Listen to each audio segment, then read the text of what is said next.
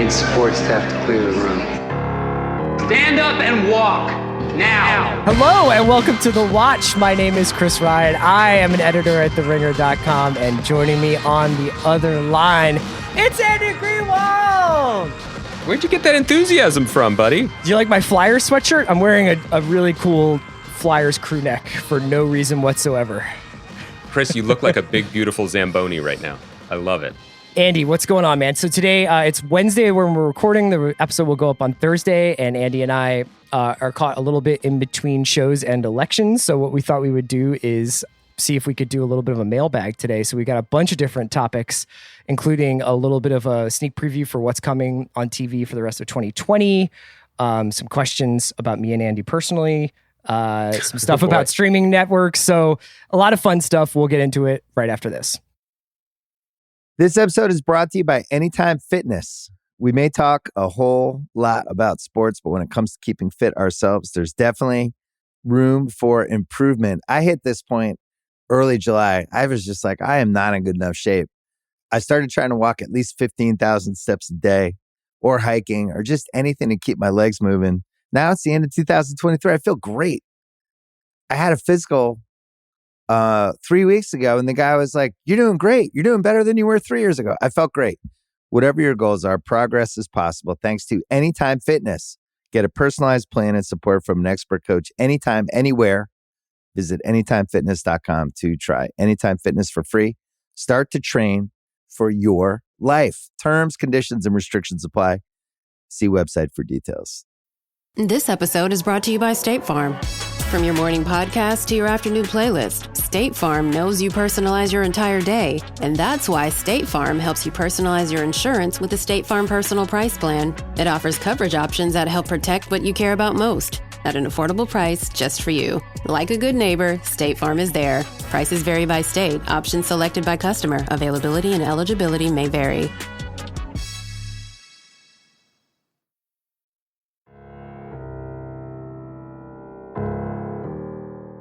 Hey, man. So we should set the scene a little bit, right? Because I can't record tomorrow, so you graciously accepted my offer to record today. And so obviously... People don't realize this, but you actually have plans to shut down the count in Washoe County, Nevada, pre-booked. I thought we weren't going to do those jokes. Oh, sorry. Go on. No, it's fine with me. What was your setup going to be? I got so many Sharpie bits. No, I was just going to say, obviously, like, you're going to be hearing this probably early Thursday. So whatever is the case at 2:45 West Coast time on Wednesday is the case for us. That's the reality we're living in.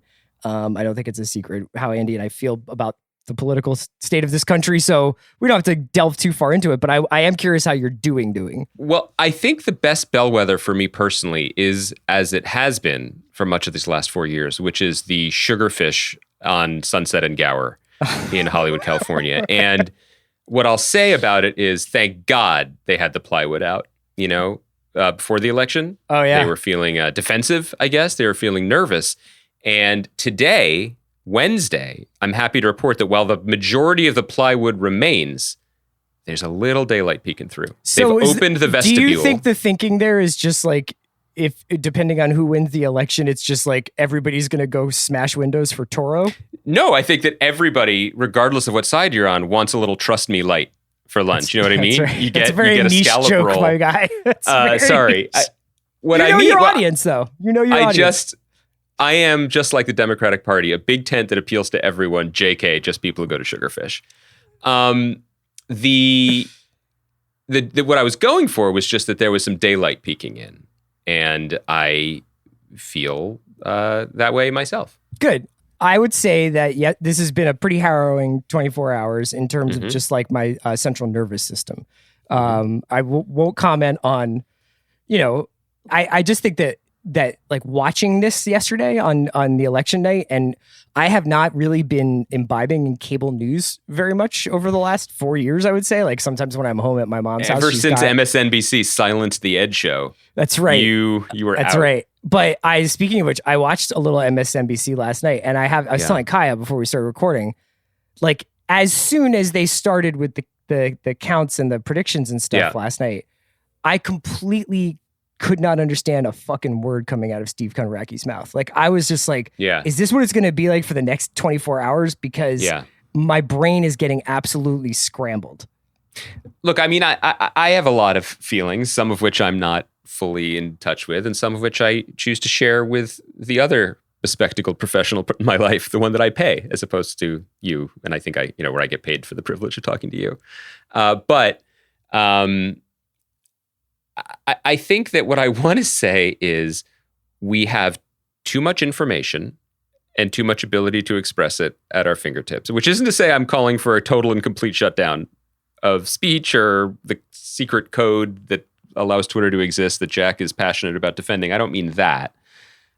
I just mean that it's okay for, I'll start here. For self-care reasons, as I demonstrated, hopefully last night, it's okay to unplug and turn off. Yeah. There are just things in life that we cannot control. And I think one of the problems with not just the sheer number of option screens on the Hulu user interface, but also Twitter or whatever, is the thought that we can just now control everything in our life. We can filter out the news. We can make reality to our liking just by reading certain polls or whatever.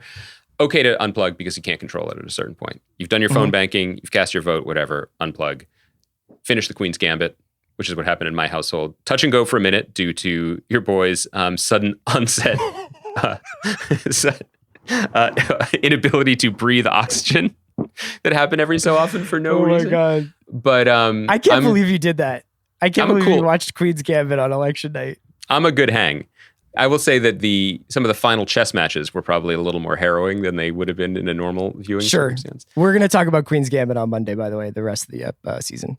It's a masterpiece. But yeah, I guess I'm still kind of struggling with a lot of things, as we all are. It was an I feel overwhelming night. I think it was an overwhelming sensorily overwhelming night. I think that, and I think that the information thing you're talking about is very real. Like, I think that there is definitely like a state that I go into, and I'm sure a lot of people do, where you can just feel yourself and you're just refreshing and refreshing and refreshing, and you're kind of trying to will reality to speed up to to your attention span. And that's just like so unhealthy. So I definitely feel that today, where I'm like a little bit like just completely fried. I also feel, and we're going to have a lot of time to sort this out and figure this out once the plywood fully comes down from the boutique overpriced sushi spot on the corner. But part of me feels stray shots at sugarfish. Really, it is. It's fine. It's fine. They put too much sugar in the rice. It's fine. I think. Look, like, I don't think that woke mobs are a thing. I am not signing any Harper's letters, but I do think that this is another referendum on the bubbles that we are choosing to live in, for sure, and the stratified nature of the country. And it's an incredible bummer. And I hope that, you and I, how we feel about things politically, I think are pretty clear. But in the larger, hopefully non-denominational or nonpartisan spirit of the art that we like to talk about, right? Like, we want to champion stories of inclusion. And I mean that specifically, like, people like watching them and don't feel put out, but they're welcomed in, even if it's not a world that they know about. And so I hope that there is some soul searching on the part of the party I belong to about how to better reach people in this country. The flip side of that is that I'm still struggling with also is that, I shared on Instagram a lovely race baiting message I got from one of our longtime listeners. Upon whose name I will not place respect on the podcast, because he said that he would still be listening to hear me weeping after the red wave crashed over my liberal Hollywood shores. And not gonna apologize basically to that guy or for any of it, for wanting to both be empathetic people in the world and want to see values of consideration and care and decency win. You know what I mean? And like, that's I'm struggling here partly due to, just how fried we are today. But you're talking through it. It's okay. But that's kind of everything is political, and the work that we respond to and that we champion, I think hopefully is some reflection of that as well.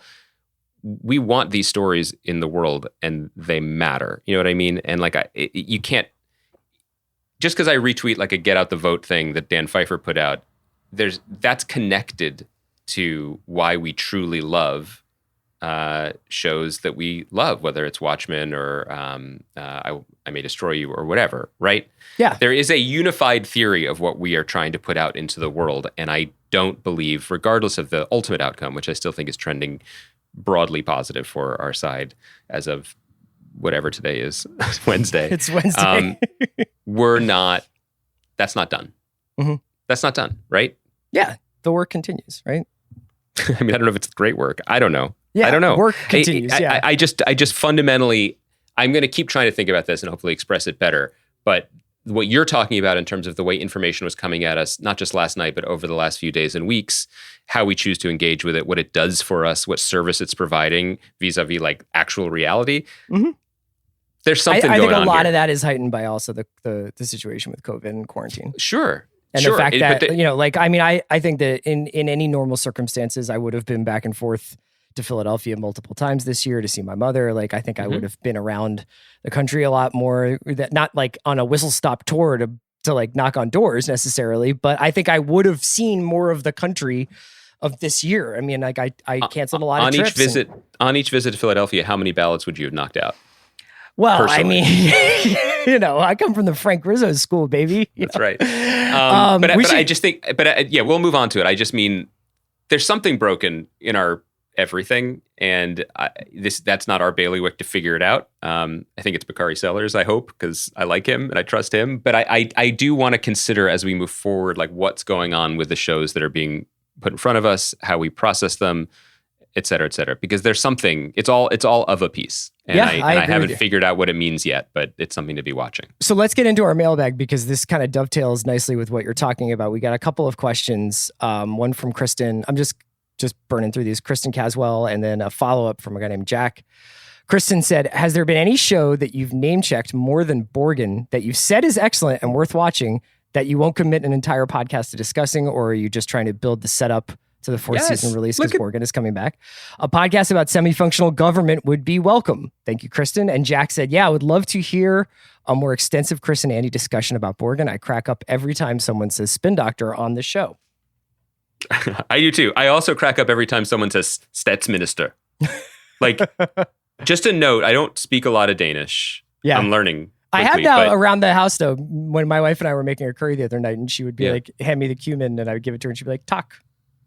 Talk is a great one. That is a great integration. Good job by you. Yeah. I think that what I want to say, though, just, friendly advice from one failed state to an incredibly successful one. Denmark has 11 people. Okay. Like Denmark, I checked. Denmark, Borgen's set in Denmark, by the way. Denmark, the country of Denmark, has half the people that live in LA County. Yeah. So good choice all around. But I just want to say, if I could offer some advice, whatever you choose to call your elected leader, choose something that has the potential for a nickname. Like in this country, we've settled on POTUS, which is gross, but you can say it.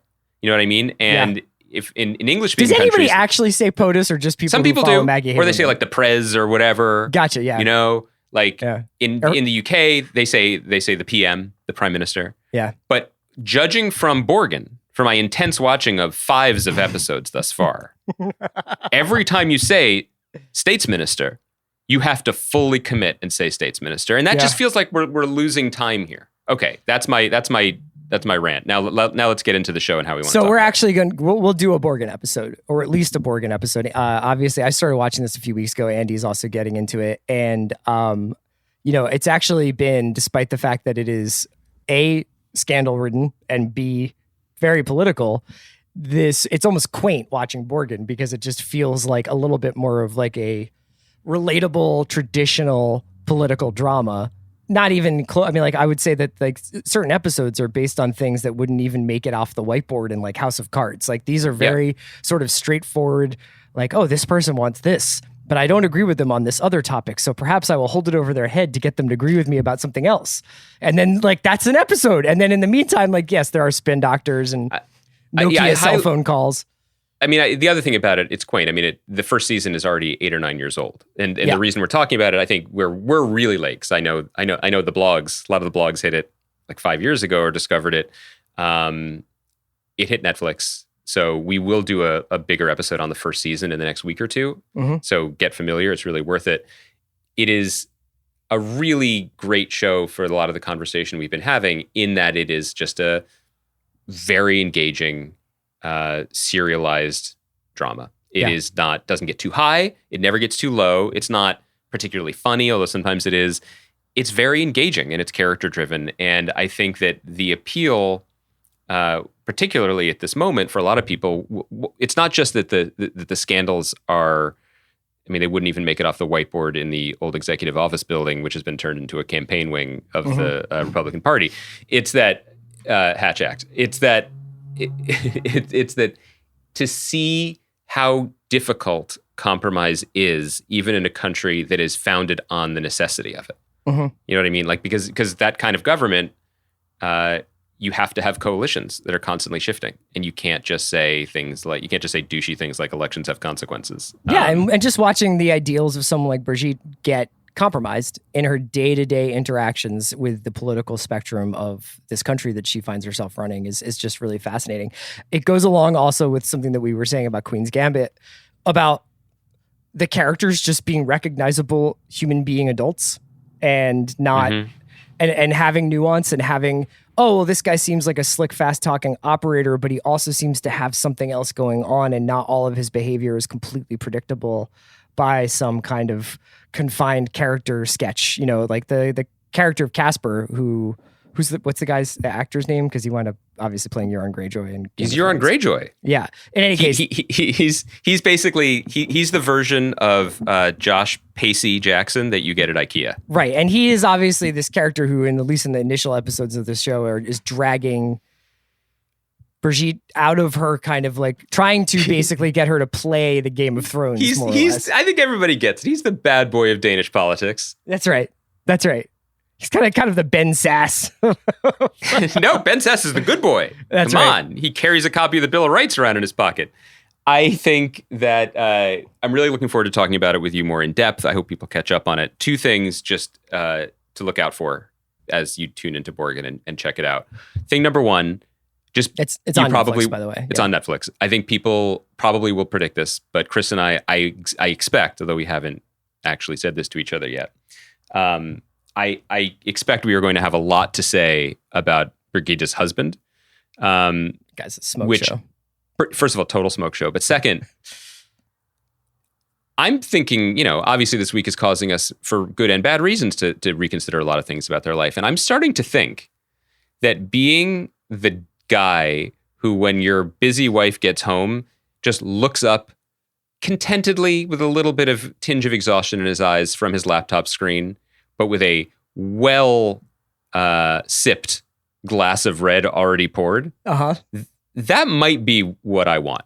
Like, so you want to be a house husband to a powerful woman who greets her at the door with like just a tinge of resentment. A little, but then ultimately but it's earned. Like a ton of warmth and also Pinot. Well, a ton of Pinot Noir. Yeah. Let's flip those. Yeah. It just felt nice, but also he has a nice house, because let me just say again, Denmark seems fantastic. That's the other takeaway from this. I know that Kazakhstan has come to an uneasy peace with Sacha Baron Cohen, and is like, their new tourist slogan is like, very nice or whatever.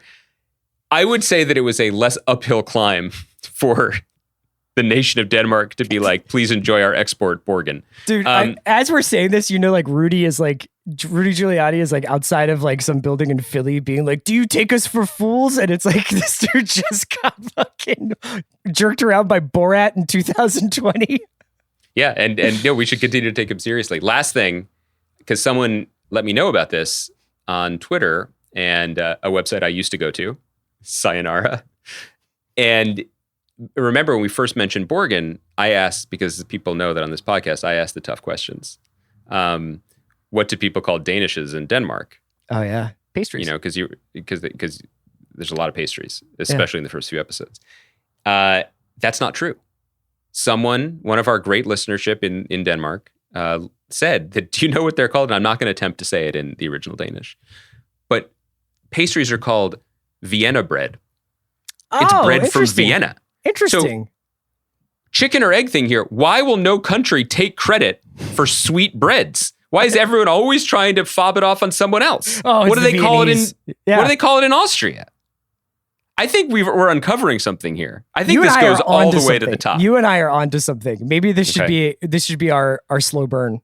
This it would be our show could be called The Slowest Burn. Kaya, it's going to take a lot longer to produce these episodes now because we're going to need a ton of like effects. We're going to do a lot of field reporting. So just get ready for that. Celine Vitale asked, what upcoming new shows for the remainder of 2020 are we looking forward to? You know, it's an interesting situation. Obviously, we've had a lot of movement on the schedule, especially, you know, in film. The film distribution slate has been hugely impacted by COVID. But for TV, you know, there are some things that I think we thought we would have this year that we don't seem to be getting, something like Stranger Things. But there are a few things coming that I'm still really excited for. I thought I would rattle them off for you here, Andy. So I love when you rattle. This week alone, we have Moonbase 8 on Showtime and Industry on HBO. So Moonbase 8 is the comedy from John C. Reilly, Tim Heidecker, and Fred Armisen about some guys on the moon. And I think has the potential to be what Space Force maybe wasn't, which is a funny show about space. Then we have Industry. Also, Avenue 5 wasn't that either. The lane is wide open for them. It's still there. You know, you would have thought by now they would have figured it out. And then Industry is a really interesting half-hour drama from HBO about some young people in London working in the finance industry. And the first episode's directed by Lena Dunham. And that comes out this weekend. And I'm really, really excited to check that out. Do you want to chime in there?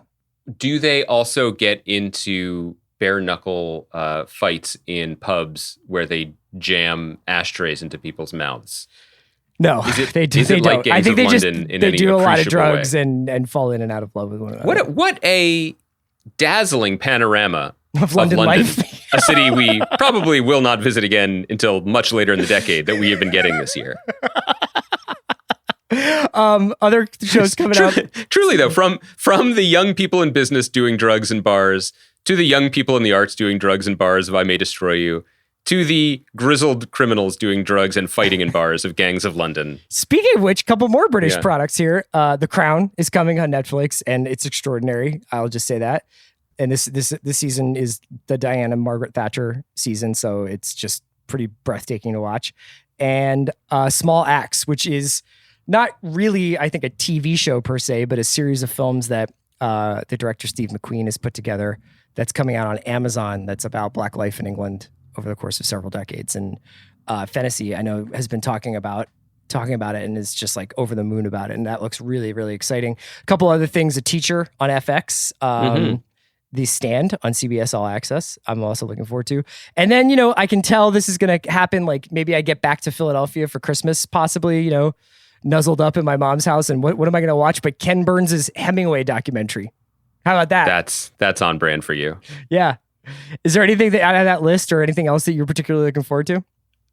I guess I'm sort of curious, and I don't know if this is from purely from a creative place or just more of a actual like procedural, and I don't mean like Law and Order procedural, but like literally how the procedure to make them. Some of the network shows.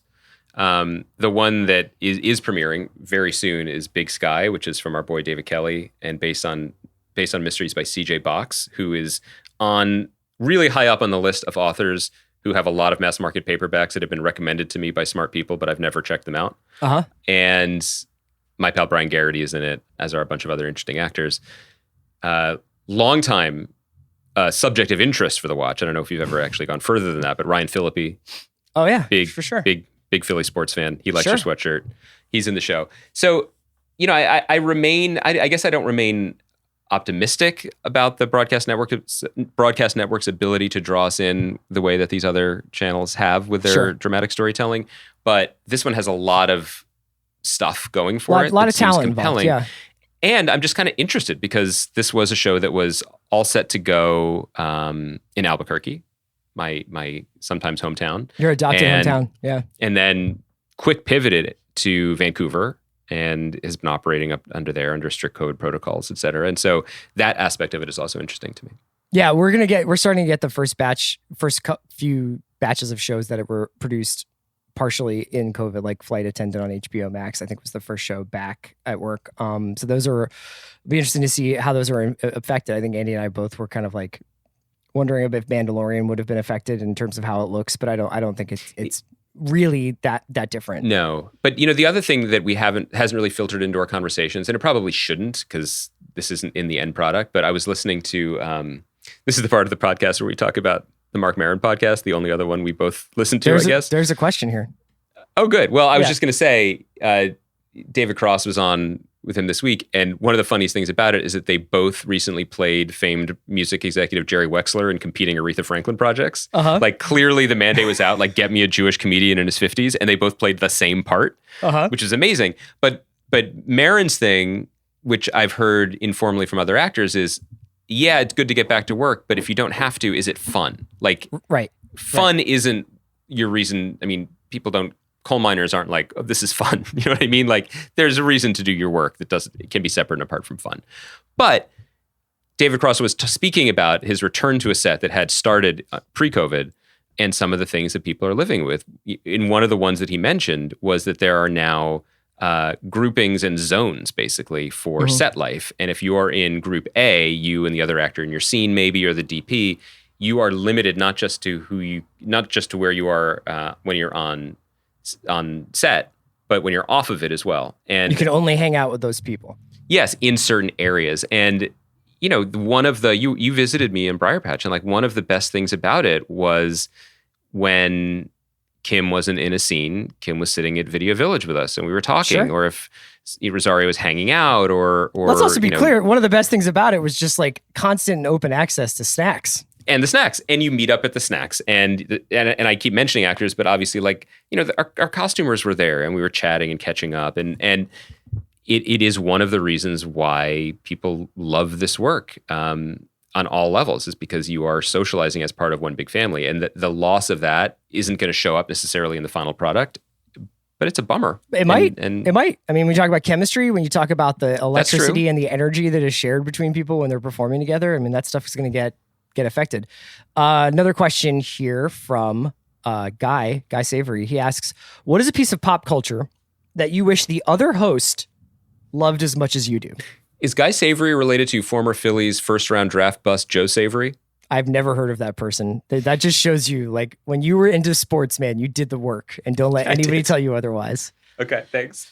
I think that if I had to choose, because what I'm saying is it's not necessarily I need Andy to be affirming my tastes as much as I wish you were as passionate about something so that we could have a good time talking about it.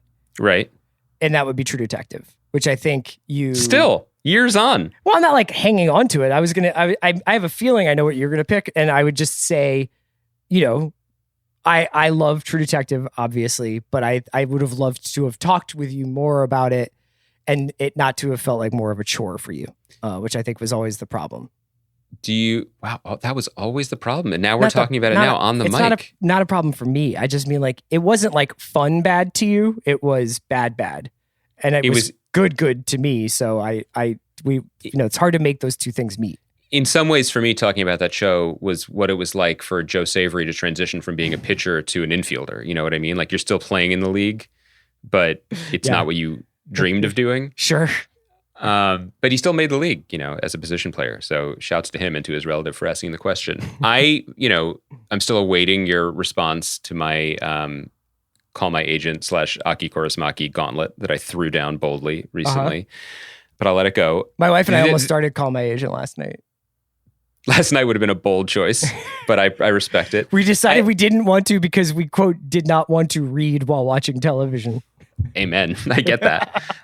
It's funny because the questioner is onto something, because recently Chris started reading the Hollywood novels by Don Carpenter, one of my all-time favorite writers. And these books have meant so much to me for about 10 years. And I have known that they would mean a lot to Chris too, but it things take time.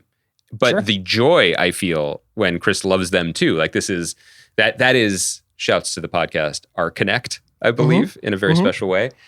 I don't know if I have pop culture things, because as everyone who listens to this podcast knows, I don't engage in pop culture very often. Don't say that so loud. So everything's on the table this week. But for me, I wish I had the headspace or knowledge of soccer, because I love it and it's so fun and you know everything about it. And I wish that I could hang. And I get that from listening to Stadio and the Ringer FC stuff too.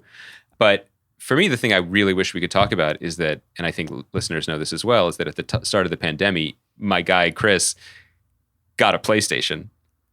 And, I'm 43 years old, but like I would like to play a video game. So and then maybe we could just cover video games on the show. To meet me in the gaming arena is where you wish you shared that with me. I mean, I thought I was going to be doing a lot of different things on that PlayStation, and it turns out I just played FIFA the entire time. Making friends. Yeah, and then I basically cut myself off cold turkey at various points because I was finding myself caring way too much about like how life is going on FIFA. One of the great lies that I've told myself is that it's okay that I haven't played a video game in 15 years because maybe I'm washed. You know what I mean? Like I can't operate that's in 4 dimensions or whatever. The truth is, though, what you're getting at is that like it's actually freeing because I don't care about 98% of the games. And I say this because I had the opportunity with my family to play a Nintendo Switch and play Mario Kart, which was an old favorite back in college when I was on the N64. And yes, it's a different game and everything's much fancier now and whatever, but it brought me an hour of peace and joy.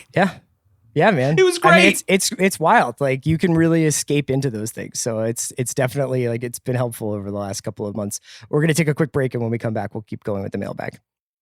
This episode is brought to you by Mint Mobile. New Year's resolutions are fun the first couple of weeks. Then you kind of maybe conveniently forget about them halfway through January.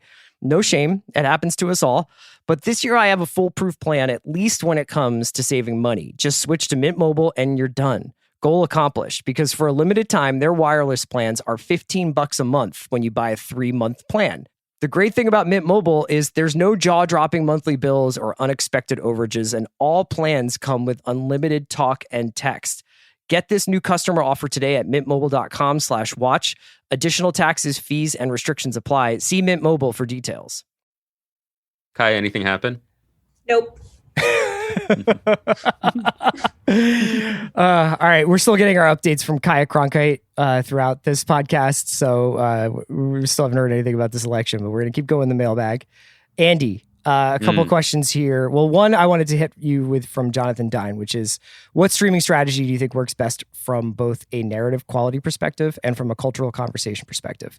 Do you think Netflix will eventually adopt a strategy for dramatic programming that isn't binging at once? And I would just add to Jonathan's story, or question rather, we'll do the rest of the season of Queen's Gambit on Monday's show, but I was wondering whether or not, as you finished Queen's Gambit, and I think that show in particular is the best of what Netflix can do with something where it's, albeit like who knows what it even means, but I think it's trending on Netflix was what caught a lot of people's eye in the first place. I think that the word of mouth for this show was sincerely one of like the most passionate that I've seen this year. And the fact that it was all available and that people could watch. I mean, I know Bill watched like 5 episodes like in a night the other weekend. I know, Kaya's finished it. Like people have just burned through it. Honestly, I think I'm the last person who hasn't finished it yet. That seems like the best case scenario for a Netflix show. And also the way that Scott Frank told that story, don't know if it would have been as mesmerizing had it been week to week. If you were just like, okay, I waited 6 days and now it's another chess tournament with some action around it. What do you think? Yeah, I think that now that it's definitive that Mike Espy didn't defeat the odds and become a senator from Mississippi, Queen's Gambit is the best surprise we're going to get this year. And I think that you've correctly identified it as what Netflix can do best, because I was not checking for the show. I didn't know about this show. I hadn't perused Scott Frank's IMDb page in a while. I didn't know what he was working on. You got to turn push notifications on for that, man. I'm turning all my push notifications into pull notifications. Every time something comes, something is removed from my phone, which I appreciate. Right. Until it showed up in the new or whatever featured window on Netflix, I had no idea what it was. And to not only be completely blindsided by something in pop culture at this stage, but to have it be a masterpiece. Like, we'll get into it more on Monday. Yeah. But I'm just totally stunned by it. And because it is exactly what it is, and that it is a limited series that isn't really twisty and turny, like if someone's only seen 2 and you've seen 5, you can't have a conversation. Mm-hmm. This is the ideal thing to arrive like a gift on Netflix. Yeah.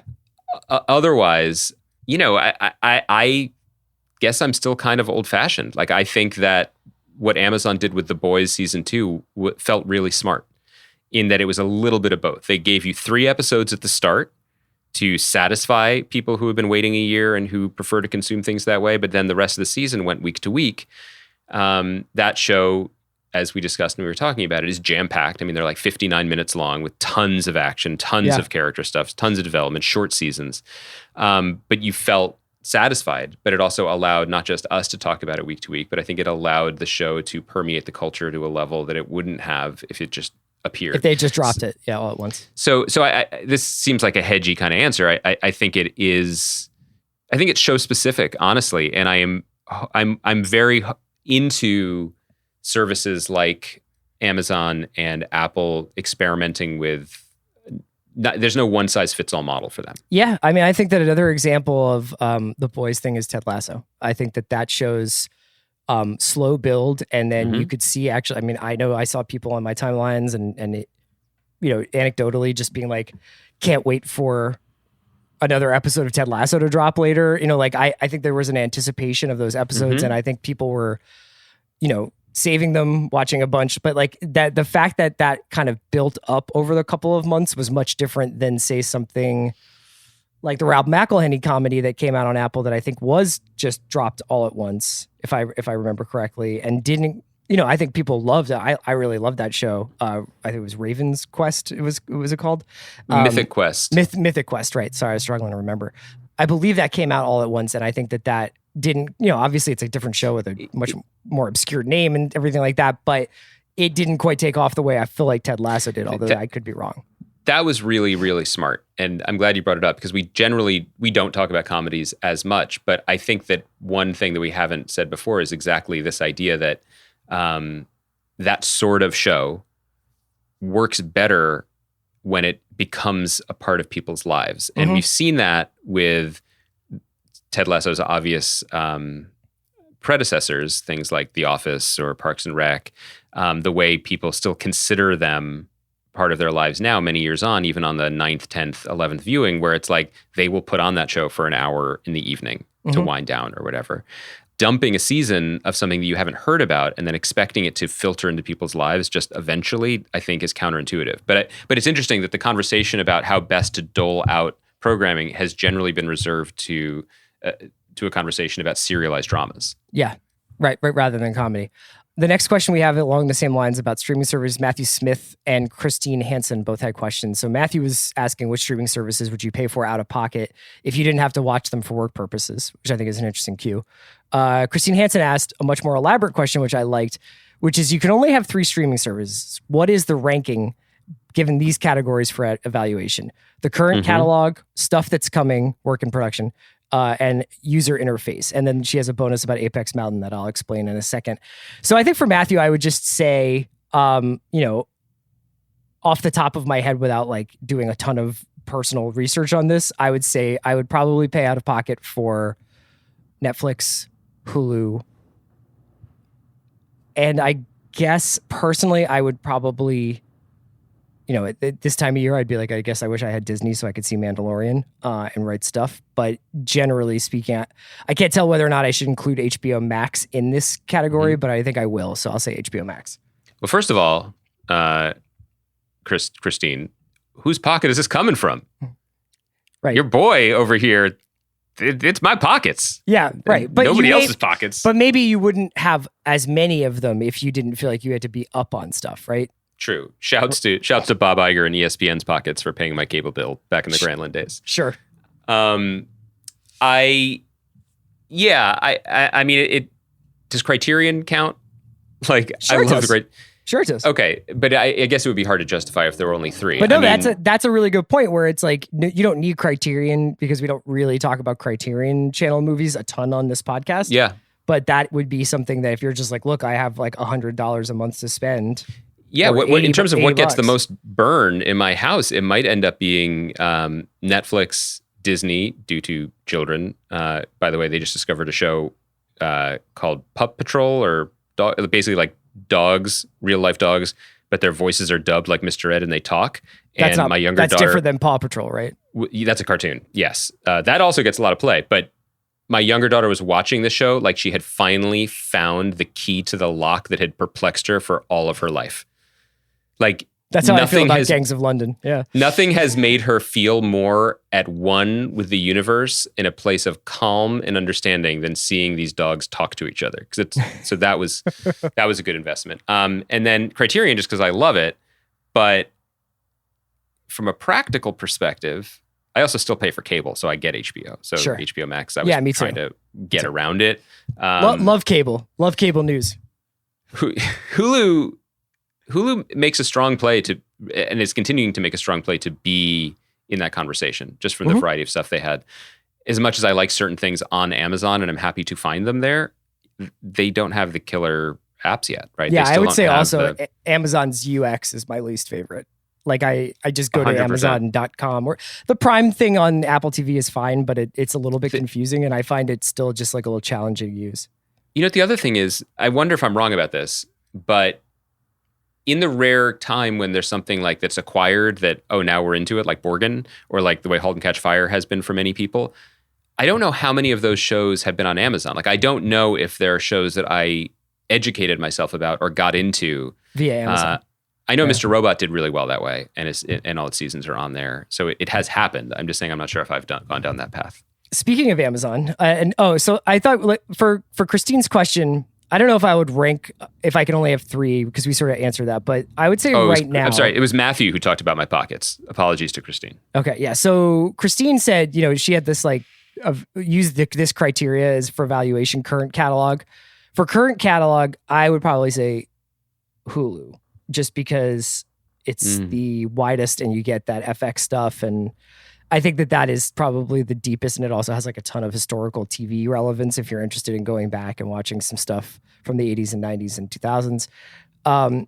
For work in production, gosh, that's a good question. I mean, I think I might actually tilt towards Hulu too, although, Netflix certainly can afford to buy up everything. What would you say? Yeah, I just think that still, because of money and scope and reach and almost casual reach in its back pocket. Oh, did you forget about Ugly Delicious and Queer Eye and these things that it's just Chef's Bake Table, Off. like just things that it has. I mean, Netflix is still the big dog. It's still number one. And I think call my agent money. A great un grand triomphe, I think we would say. I think Apple would like you to believe that it is winning the in development wars. I mean, they are spending a lot of money with a lot of things on the horizon that are sure. interesting. But Disney would say the same thing because they have all the Marvel stuff, which was supposed to launch this year and won't be. So I guess we're hedging on this one too, but I think it's too. I think that weirdly, we could have answered this question, I think, more provocatively without a pandemic, because there would just been more things out there. And I would say for user interface, I'm like very blind to that. I know that I don't particularly like Amazon's. I am pretty fine with Hulu's, although for some reason I kind of want to say Netflix has the best user interface, even though I often can't find stuff that I feel like is on Netflix. I hate autoplay. Yeah, and autoplay. Although I do like the just start the next episode bit. I think that the thing about Netflix and this, their interface best models their corporate strategy, which is to say that it is actually weirdly hard to find things on Netflix. But Netflix's whole thing is built on you not really looking that hard. It's really built on them saying, here are the 10 things. Yeah. And here's the other stuff you might have liked. Would you like to see this again? You're probably fine. You probably aren't going deeper than that.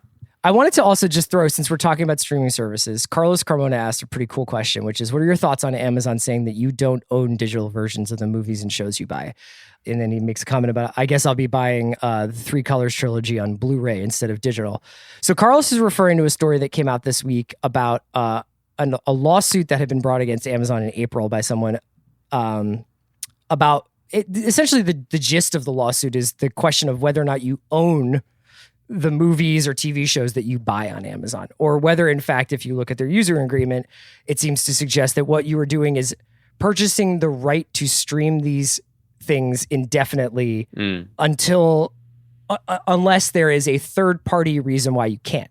So that third party reason would be if those things get pulled off of the service for some reason.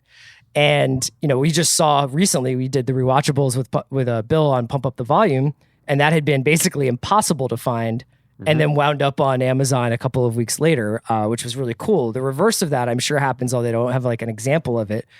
But this is something that I think you and I are actually pretty sensitive to, because not only are we huge music fans, but we're pretty big like music collection nerds. Like we're very like careful about like how we've organized our music. And there was a time when you and I probably had hundreds and hundreds of CDs or records, and have probably gotten rid of most of them over the course of several moves. But I remember lovingly and carefully spending lots of nights curating my iTunes library. And the first or second time I lost that library to a dead computer, and obviously the cloud has corrected a lot of that. I vowed I was never really going to make that mistake again. And now I'm clearly like all the way in using Spotify for obvious reasons, but it's like where I listen to music. And I have now created a world in which if for some reason Spotify did not exist tomorrow, my music collection would essentially be up in smoke, you know? What would be the status of my freelance paychecks? So to take this a step further, I do have like a significant library of TV that I've purchased over the years that's mostly, I would say, on iTunes.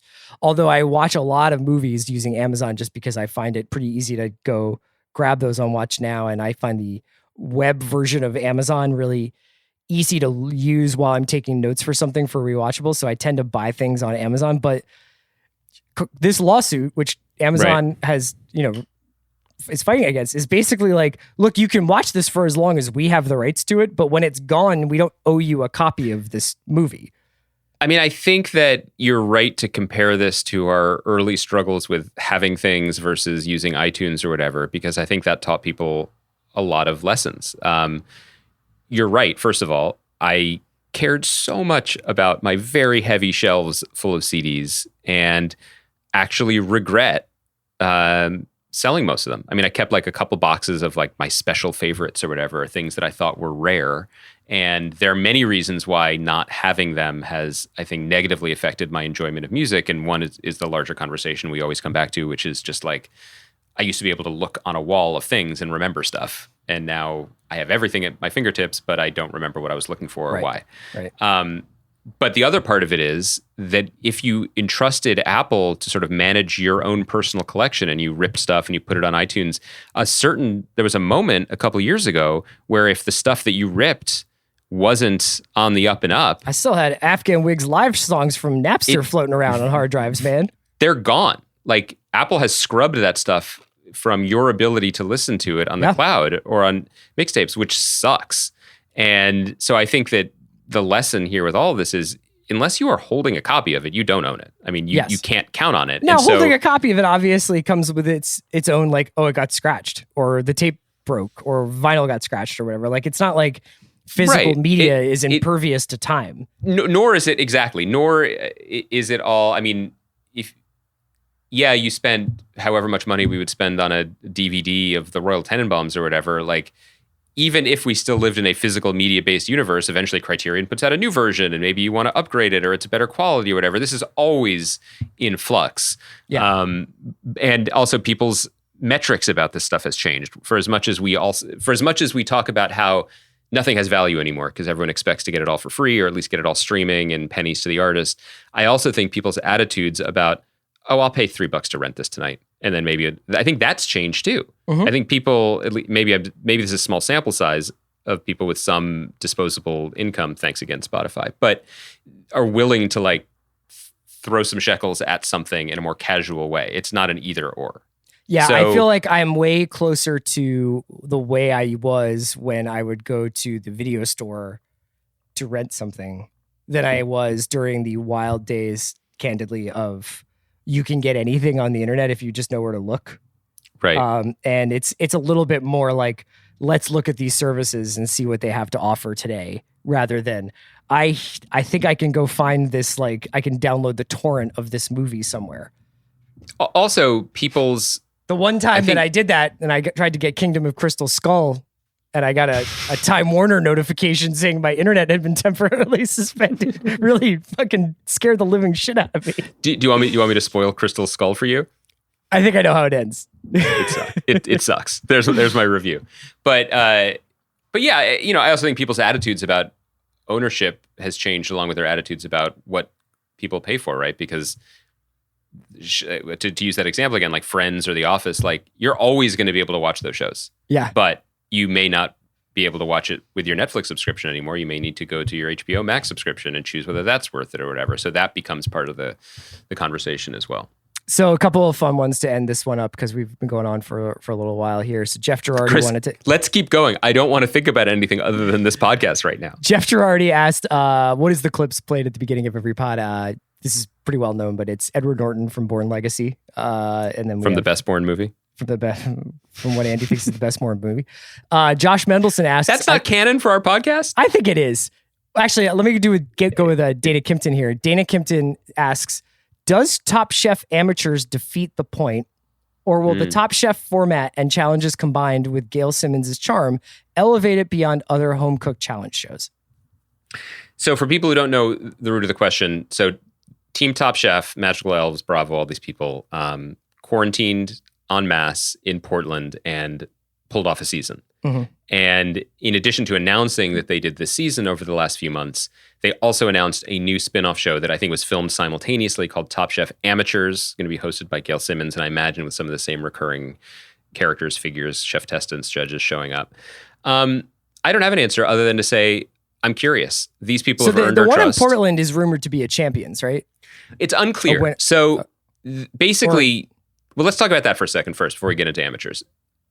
Here was my read on it, because once people came out as that this was happening, it was pretty easy to tell on Instagram who was a part of it. And so quarantining in this bubble, along with Tom and Padma and Gail, were the absolute creme de la creme of recent winners and near winners, fan favorites. So it was everyone from friend of the pod, Melissa, to Portland native Jeffrey. Edward Lee from Kentucky was there. Dale Taldy, formerly from, I don't think he's in Brooklyn anymore, but shouts to Taldy in Park Slope.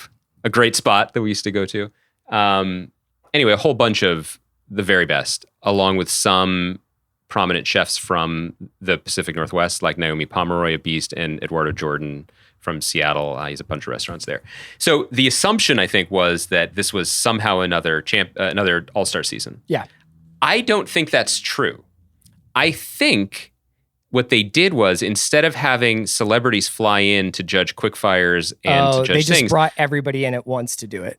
I think Top Chef family are essentially cast of the show now, and they are either mentors or judges, but they are the judging panels and involved in the entirety of the season for the chefs who don't hear. That's my guess. Okay. I would be happy either way. The big thing for me is that, like we said when we were covering the show exhaustively earlier in the year, and we talked to Padma and Melissa about this, the show really seems to have understood what's good about it in a way that wasn't always the case in the first decade of its existence. And what's really good about it at the moment is this community it's created. Mm-hmm. And they've really, obviously the pandemic forced their hand a little bit, but they really seem to be embracing that this group of truly talented, truly enthusiastic, charismatic, diverse young chefs represent what people love about the show. Yeah. So pivoting to the question, which was, is this a hacky ripoff?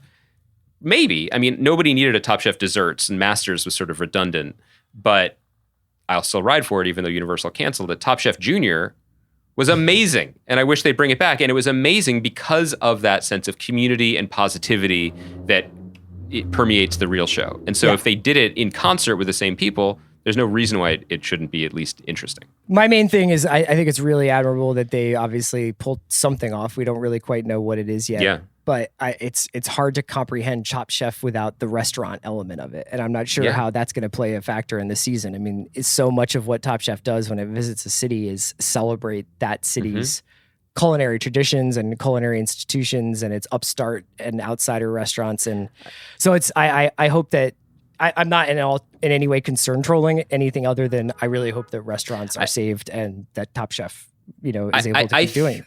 I think that, and we'll talk about this more obviously when the show finally premieres, but I think that nothing motivated the season more than everyone involved's desire to save an entire industry. And I think it's going to be incredibly compelling, if not moving, how they handle that. And that said, they will also be doing the work that the show also does really well, which is connecting what people encounter in restaurants with the larger local landscape. So, I'm sure there'll be a lot of mollusk foraging in the Pacific or whatever that, did you want more talk about anemones? I do want to talk whelks. We don't do the video, but Chris paused for a moment, like he was kind of interested what specific clams I was going to talk about. The thing I love most is how gooey ducks, Chris. In the beginning, like when the lead up to doing a pod with you, there's just a lot of like, I don't know, man. I don't know if I've got it today, and especially today, obviously of all days. And then you're just like, once you get going, you're like a Mustang engine. You just got to keep it in third gear. Talking to my buddy is my happy place. And especially going back to that earlier question, you liking Top Chef, really, I'm done. That's a wrap for me. That's all I needed. Well, another thing that I know is your happy place is WTF pod. And Peter Dennis said, we didn't get Andy's Marin power rankings last episode, so can we have them, please? I was referring specifically to the last couple of weeks of Marin because I felt like as like shit got really crazy out there in terms of how intense the election was feeling.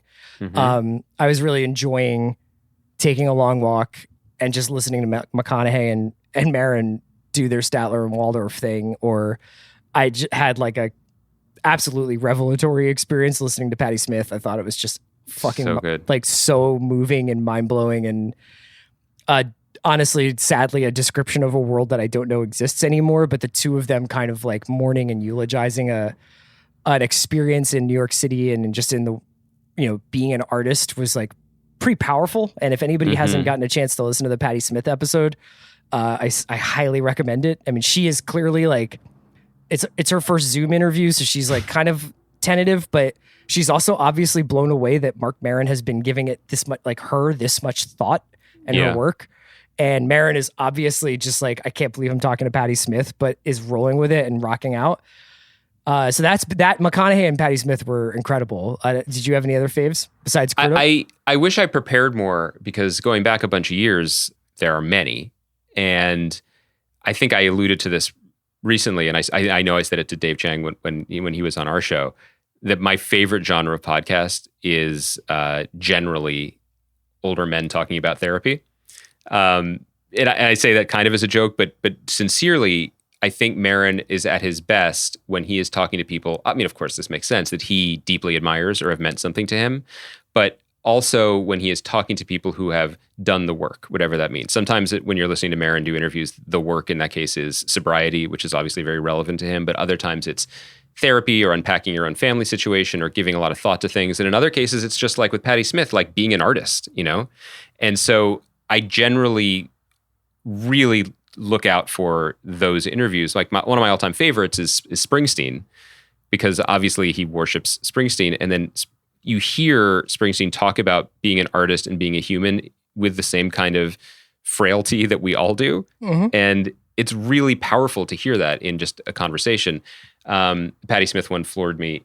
But there are other ones too. Like, I'm not the biggest Billy Crystal fan, but I love listening to people who have careers that long talk to him, or this guy, Alan Zweibel, who's a comedy writer who works with Billy Crystal and was like on the Saturday Night Live staff in the 70s. And there's a kind of it's not just a hierarchy where Maron respects them.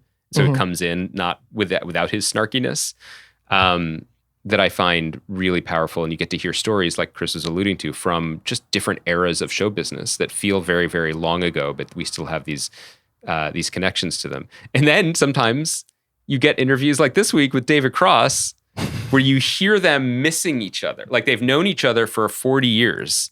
And Maron is just in this very specific place because of where he's been in his life and the tragedy he's had this year. And there's still all these little resentments, and things that set one off and not the other. You got that and I didn't. Yeah. He's a little defensive about it, and he remembers things. Like he wants to ask David Cross about a place they used to get submarine sandwiches on Mass Ave around the corner from the Middle East. And Cross doesn't give a shit. But you could tell this meant so much to Maron. He remembered David Cross eating a sandwich that had too much meat in it. Yeah. And Cross is just like, come on, man. I have a kid and I live in upstate New York now. But that's probably one of the appeals of podcasts in general. But listening to someone who's become a good interviewer, talk to people that are interesting to us from a place of like real curiosity and humility. I'll try to come up with like my all-time power rankings because it's been a minute. That dude's been doing this podcast for a while. Yeah. Luke Catelier asked, I remember, this was for me, I remember you saying last year that you thought there was a lot of great TV to choose from for a top 10 and that Sam Esmail was far less impressed. Do you think 2020 is a better year in TV, and have you started making your top 10 list? So Andy and I did our top 5, and I think since we've done that episode, there have at least been several shows that would be fighting for a place in the top 5. I would say, as I was saying this to Kaya before we started recording, I think it's like an incredibly rich but top-heavy year. I think that in years past, there have been more reliable B- shows, but B- shows that held your attention and were kind of worthwhile to experience. Whereas this year, I feel like there's a ton relative to other years of A+ shows, like really, really like elite shows. And then there's some stuff that I have just like not caught the wavelength of that other people think are A+ shows. And then there's some stuff that I just think is dreck. But the other thing that's missing from that is generally every year when we consider our top 10s, there are returning shows that are always hitting the same level of quality. Right. And we so we get should have had arguments. Succession by now. Yeah, right. Right. And we get into arguments over whether we overrating new stuff because they hit harder and surprised us more with joy we didn't expect versus stuff that are dependable. And other than Better Call Saul, we'll probably which is the have that definition argument of with Saul versus Destroy You at the end of the year, in some regard. For the question behind the question, Sam thinks this is a good year for TV. Sam is extremely mad at us for some of our recent takes about the state of television. Well, he's welcome to come on. He's been blowing up my phone about it. And doing his favorite thing to do. It is well within his grasp to contact you. But what he loves to do is browbeat me and then be like, what does Ryan think? I bet Ryan loves that too, or whatever. So he is on one, and he's head full of steam. And he hasn't watched Queen's Gambit yet, but that's my update from Sam Island. And yeah, we'll have a lot to talk about, but Queen's Gambit. I mean, is that the in best show of the year? Is it? Is it? Might be. One last question here. Michael Cunningham wants to know, what's the pandemic playlist when you sit down to work on a piece for The Ringer or a new pilot pitch? Any bangers from Daddington Island?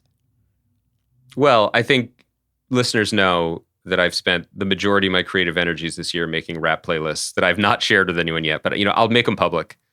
I'm going to release the strain. I'm going to drop it. I'll make them public on my Spotify. But in terms of like writing, I can't write to that. Yeah. Those are for like running. For writing, I listen to like the white noise. Like I listen to, if I'm writing or if I'm preparing for something, I have like wave sounds or something like that going. Do you really? Yeah. I would say that this year has been quite a journey for the kid, but like, recent stuff that I've really enjoyed. I mean, we talked a little bit about Mount Kimby before. I'm loving your rap playlists and a lot of the stuff that's on there, the Griselda stuff. And, I mean, the Tom Waits Wildflowers box set, does that count? Like I've listened to that. Tom Petty. Tom Petty. I would kill for the Tom Waits Wildflower box set. The Tom Waits Wildflower box set would be that is the soundtrack of 2020. Yeah. So that's basically mine. Yeah, for specific work, like I have a playlist of songs that I want to put in the show that I'm working on now that are inspiring it. And like much like with Briar Patch, there's one song in particular that the episode builds to, and I'm just writing it into the script because that's the end of it. So sometimes I'll listen to that when I'm working on the project to get into the mood. But mostly, this is a confessional time at the end of the podcast, Chris. I'm listening to a lot of jazz pianist Bill Evans. Are you? That's where my head is. Nice. You find it calming? I find it very calming. I find it very beautiful and haunting. And also it kind of captures this vibe, especially some of his recordings from the late 60s and 70s that are like deep Upper West Side and fall core. Like you can hear the leaves blowing over Central Park West. Any particular record you would recommend?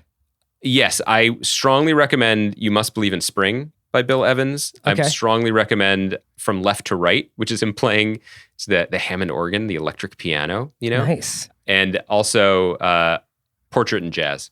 Okay. All right. That's where my head is. Early 80s Bill Evans. No. He was sadly dead due to crippling drug addiction by then. By the way, one of the fun things about jazz guys is they all look like your fucking chemistry teacher. Yeah. And then you check their all Wikipedia. just, like, shoot mad skag. Yeah. No, it's not just that. It's not just that Bill Evans looks like the guy that gave you a tardy slip in homeroom. It's that from the time he was playing with Miles Davis through his early solo work, he had apparently what was described as the most respectful heroin addiction in the industry, where he would like have the cab take him from the club to the dealer so he could just directly pay him. But this dude, after massive tragedies in his life, late in his life, when he like in his late 40s, he was like, you know what? I got clean. I've gone through a lot of bad stuff. And the way to do this is to, yes, tickle the ivories, but also switch lanes and develop a cocaine addiction. Oh, yeah. Which is a wild choice for anyone in their 40s. In his 40s, yeah. And spoiler alert, didn't work out, but you don't hear it at all in this lovely music.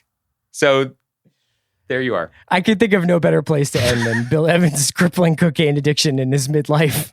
And I also think that making interesting choices in your 40s is kind of the subtext of this podcast. That is what this podcast is all about.